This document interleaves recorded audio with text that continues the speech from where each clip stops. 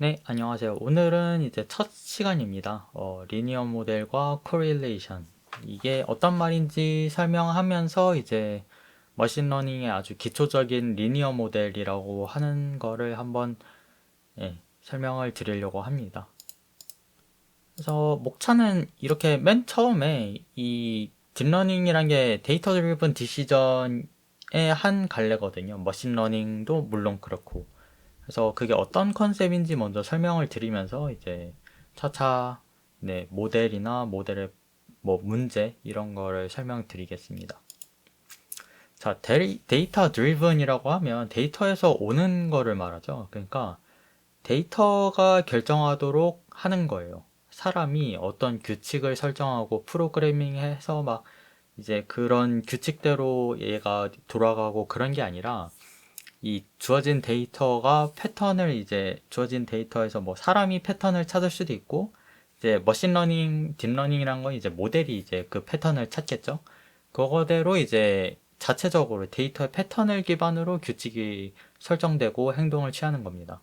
그래서 이제 알고리즘이나 규칙 기반 같은 말들은 데이터 분석이나 아니면 통계 같은 말과 이제 좀 대립이 된다고 보시면 될 것 같아요. 근데 이런 게 사실 새로운 개념은 아니에요. 이제 보면 아마 많은 분들이 이런 식으로 한번 해보셨을 거예요.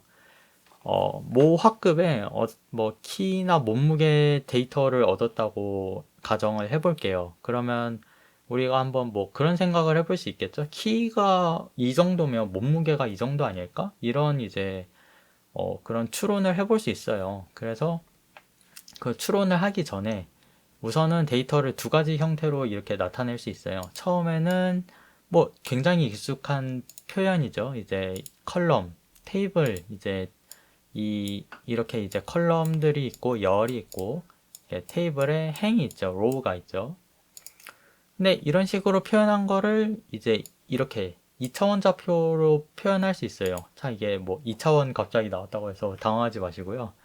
자, 키가 이제 이 축이죠. 이 점점 이제 키가 작아질수록 여기에 0에 가까워질 거고 그게 아니면 이제 점점 커질 거고 이쪽 방향으로 화살표 방향으로 나아가겠죠.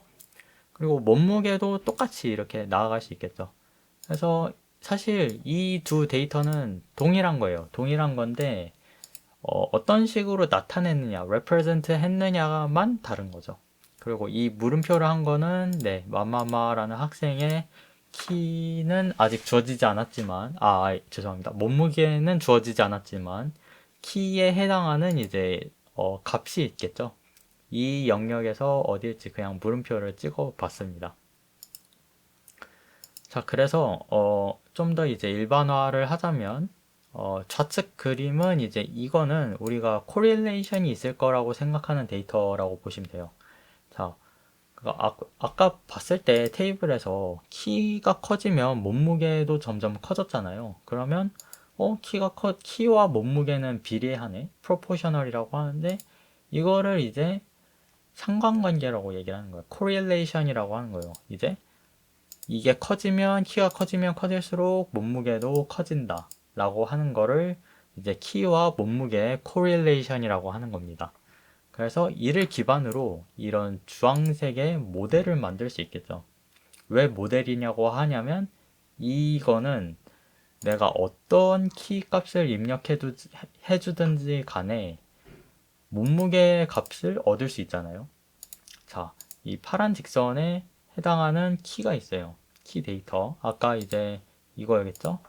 근데 어디에 놓일지 사실 잘 모르잖아요. 그 몸무게가 어떻게 될지 모르잖아요. 근데 우리가 이제 이 상과 코릴레이션이 있다고 생각되는 데이터들로부터 모델링을 통해서 이 모델을 만들게 되면 어떠한 특히 이제 이 우리가 궁금했던 그 키 값을 입력했을 때 어느 정도의 몸무게인지 이제 유추를 할 수 있다는 거죠.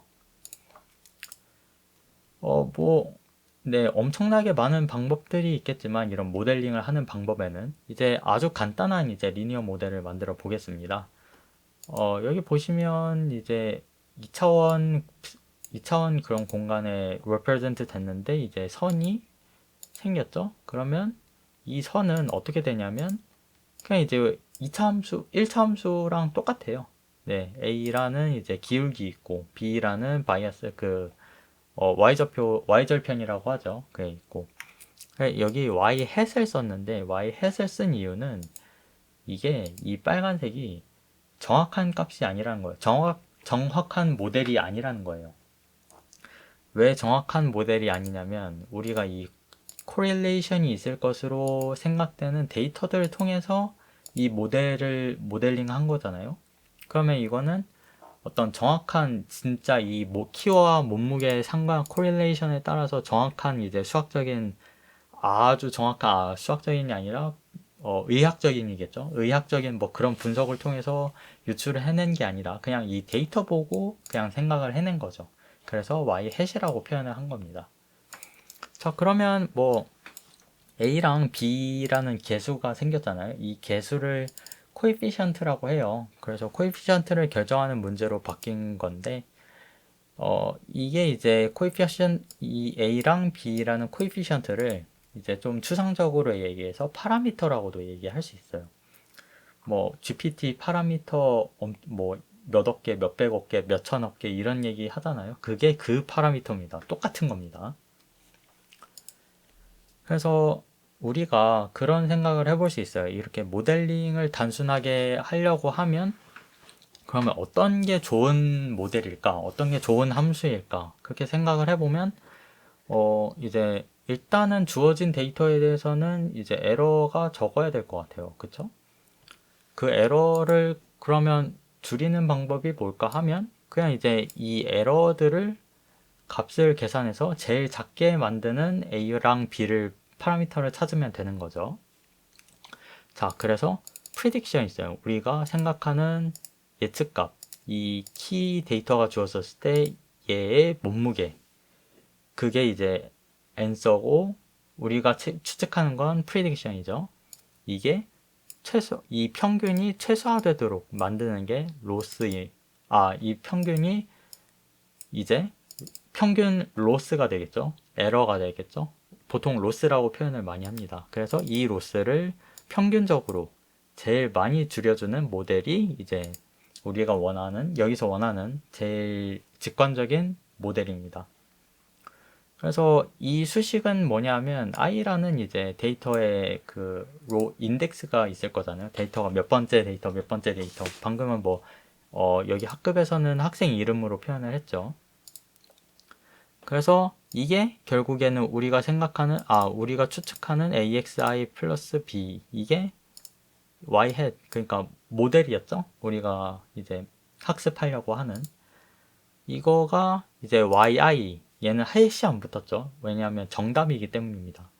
정답이기 때문에 햇이 안 붙었고, 그러면 이제 우리가 진짜 정답과 추측값을 뺐을 때 제일 이제 작아야 되겠죠, 이게?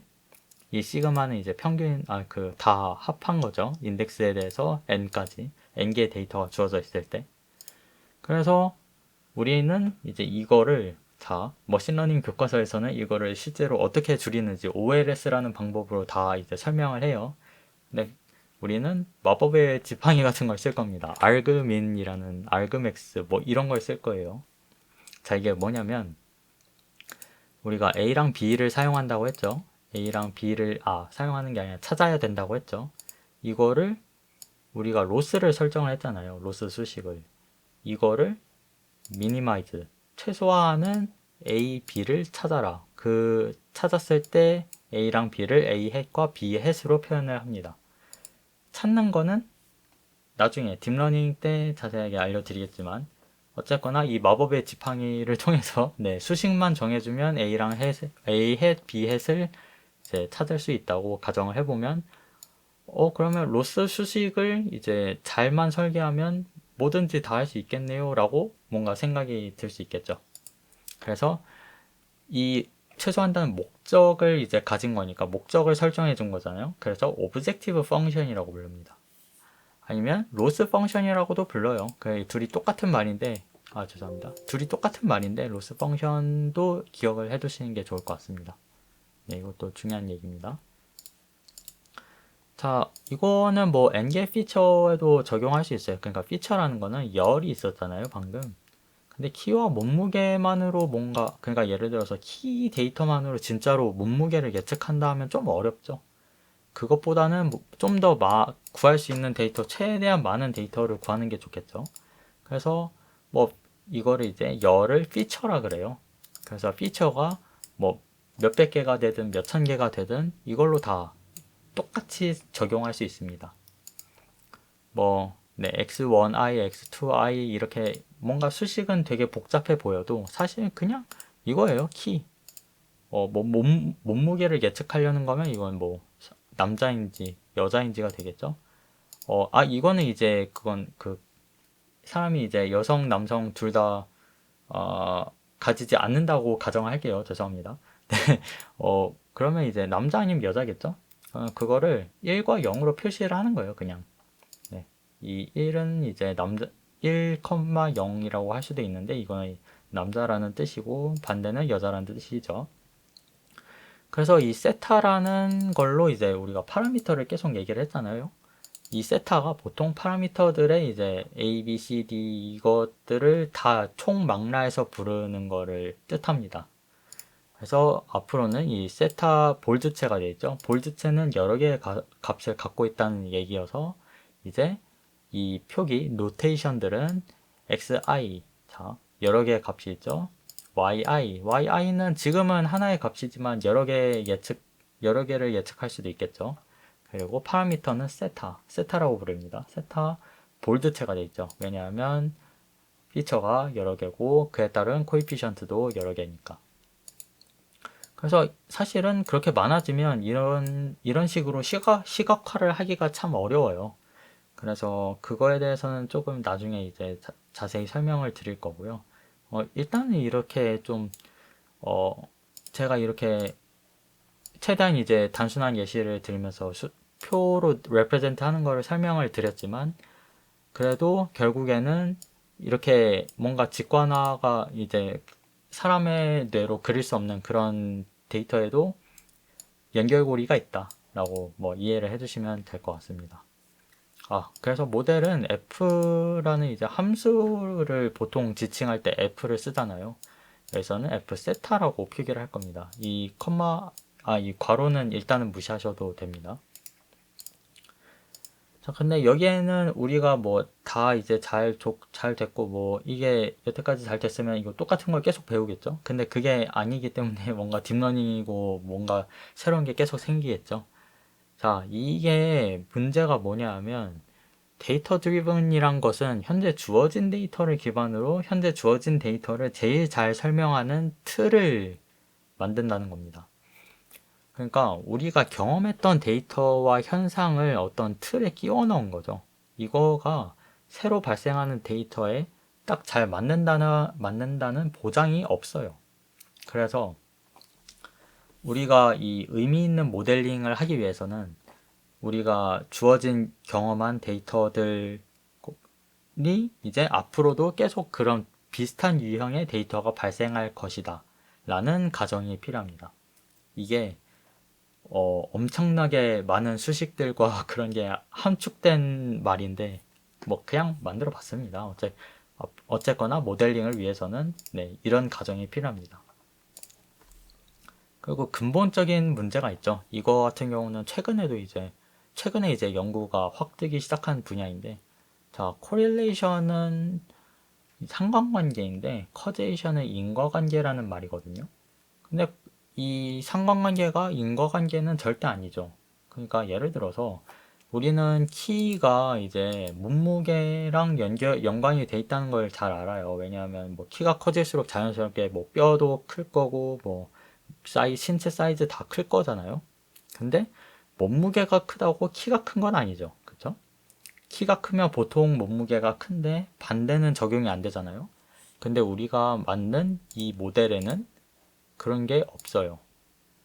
이렇게 만들어진 모델은 자 이거 몸무게 키 바꾸면 되죠. 그냥 이거 직선 이렇게 바꾸고. 그러니까 우리가 만든 모델은 이런 걸 모른다는 거예요. 이 화살표로 이제 커제이션을 인과관계를 나타내 봤는데 우리가 만든 건 이겁니다. 이 근본적인 한계에 대해서 뭐 다음 시간에 차차 다루기 시작할 거고요. 오늘은 이제 제 기초적인 개념과 이 컨셉에 대해서 뭐 제일 기초적이라고는 하지만 제일 중요한 그런 거에 대해서 다뤘습니다. 질문 있으시면 네, 언제든지 뭐 댓글이나 메일로 부탁드리겠습니다. 감사합니다.